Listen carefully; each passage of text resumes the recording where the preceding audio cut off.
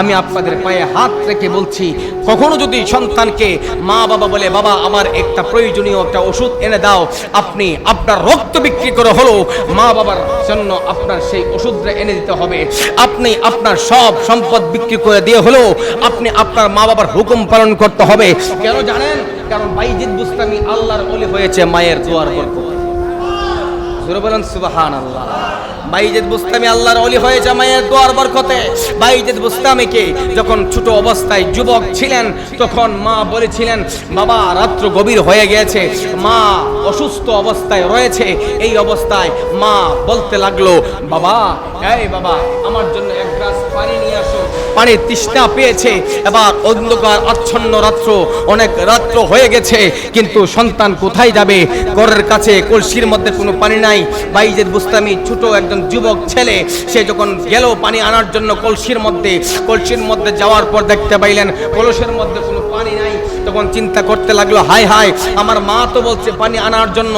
এবার সন্তান পাগলের মতন হয়ে গেলেন মায়ের হুকুম পালন করার জন্য। আমাদের সন্তান আর বাইজিদ বুস্তামির মধ্যে পার্থক্যটা দেখেন কতটুকু। আমার আব্বাজিরা, এবার বাইজিদ বুস্তামি ঘর থেকে একটা পাতিলা লইয়া বের হয়ে গেলেন অনেক দূর দূরান্তে। অনেক দূরে যাওয়ার পর তিনি কি করলেন? একটা নলকূপ পেলেন। নলকূপ পাওয়ার পরে তিনি নলকূপ থেকে পানি নিলেন। পানি নেওয়ার পর দৌড়ায়া তিনি ঘরের মধ্যে আসছেন। আসার পরে দেখতে পাইলেন তিনি আম্মাজান ঘুমায়া গেছে। জোরে বলেন সুবহানাল্লাহ।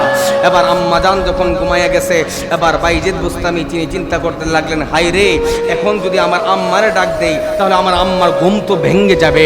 আমার আম্মারে যদি সজাগ করি, এত কষ্টের পর মা ঘুমিয়েছেন, যদি আমি সজাগ করে ফেলি আমার আমল তো নষ্ট হয়ে যাবে। আর মার মনে কষ্ট দিলে আমার আল্লাহর নবী বলছেন আল্লাহ সেই ক্ষমা করেন না। সুতরাং আমি আমার মাকে আমি ডাক দিতে পারবো না। যদি ঘুম ভেঙে যায় তাহলে তো আমি গুনাহগার হয়ে যাব। এই মর্তবায় তিনি চিন্তা করতে লাগলেন। ইন দি মিন টাইমে তিনি কি করবেন? এবার বাইজিদ বুস্তামি চিন্তা করতে লাগলেন যে তিনার আম্মাকে তিনি ডাক দেবেন না। এই অবস্থায় তিনি পানির গ্লাসটা লয়ে তিনি দাঁড়ায় রইলেন। বলেন সুবহানাল্লাহ। পানির গ্লাসটা নিয়ে যখন দাঁড়ায় রইলেন, মা বাবার খেদমতের কথা আমি বলছি। কেন? মা বাবার খেদমত না বিললে আল্লাহকে রাজি করতে পারবেন না। আপনার নামাজ আছে, রোজা আছে, তাসবিহ আছে, খেদমত আছে, সদকা জারিয়া আছে, সব আছে, কিন্তু মা বাবার খেদমত নাই। আপনার আমল গ্যান্টেড না, আপনার আমল গ্যান্টেড না। এবার বাইজিদ বুস্তামি আল্লাহর ওলি তিনি চিন্তা করতে লাগলেন মার যদি ডাক দেই মার ঘুম ভেঙে যাবে, আর ঘুম ভেঙে যদি মা কষ্ট পায় আমার আল্লাহ নারাজ হয়ে যাবে। না না, আমি আমার আম্মাজানকে ডাক দেব না। এবার বাইজিদ বুস্তামি তিনি দাঁড়াইতে থাকতে একবার ফজরের আজানের সময় হয়ে গেল। চারদিক দিয়ে মসজিদ দিয়ে ফজরের আজান হয়ে যাচ্ছে। যখন ফজরের আজানের আওয়াজ বাইজিদ বুস্তামির আম্মা জানের কানের মধ্যে আসলো, তখন বাইজিদ বুস্তামির আম্মা চোখটা খুললেন। খোলার পরে তিনি দেখতে পেলেন তিনার জাদুমণি বাইজিদ পানির গ্লাস লইয়া দাঁড়ায় রয়েছে। আমার আব্বাজিনা যুবক মেয়েরা, এবার বাইজিদ বুস্তামির আম্মা চক্ষুগুলা এমন করে খুলে দিলেন। খুলে দেওয়ার পরে তিনি দেখতে পাইলেন তিনার যুবক ছেলে বাইজিদ দাঁড়ায় রয়েছে পানির গ্লাস নিয়ে। এবার আম্মাজান ডাক দেখো বাইজিদ, ও বাইজিদ তুমি সারা রাত কি ঘুমাও নাই? বাইজিদ ডাক দেখো আম্মাজান, ও আম্মাজান আমি তো ঘুমাই নাই। কেন ঘুমাও নাই? আমি এই জন্য ঘুমাই নাই, আমার আল্লাহ তো পবিত্র কোরআনের মধ্যে বলে নিয়েছেন ওয়াকাদা রাব্বুকা আল্লা তা'বুদু ইল্লা ইয়াহু ওয়া বিল ওয়ালিদাইনি ইহসানা ইম্মা ইয়াবলুগান্না ইনদাকাল কিবারা আহাদুহুমা আও কিলাহুমা ফালা তাকুল লাহুমা উফফিন ولا تنهرهما وقل لهما قولا كريما। চিৎকার মেরে বলেন সুবহানাল্লাহ। বন্ধুরে আমার আমার আল্লাহ ডাক দিয়ে কয় ওয়াকাদা রাব্বুকা, আল্লাহ রাব্বুল আলামিন সিদ্ধান্ত দিয়েছেন ওয়াকাদা রাব্বুকা আল্লাহ তা'বুদু, আল্লাহ ছাড়া আর কারো ইবাদত করা যাবে না, ইল্লা ইয়াহু, তিনি ব্যতীত, ওয়া বিল ওয়ালিদাইনি ইহসানা, এবং তোমরা তোমাদের আব্বা আম্মার সাথে উত্তম ব্যবহার করো, ভালো কথা বলো, উত্তম কথা বলো, ভালো আচরণ করো, খারাপ আচরণ করিও না। ওয়া বিল ওয়ালিদাইনি ইহসানা, এরপরে আমার আল্লাহ সামনের দিকে বললেন ইম্মা, অতঃপর যখন ইয়াবলুগন্না, তারা পৌঁছে যায়, তারা হয়ে যায়, ইয়াবলুগান্না ইনদাকাল কিবারা আহাদুহুমা, আব্বা আম্মার মধ্যে যদি কেউ বৃদ্ধ হয়ে যায়, বুড়া হয়ে যায়, দাড়িগুলা পেকে যায়, এবং তারা যদি বিছানার মধ্যেও পড়ে যায়, প্রস্রাব পায়খানাও যদি করে দেয়, তাদেরকে তোমরা খেদমত করবা।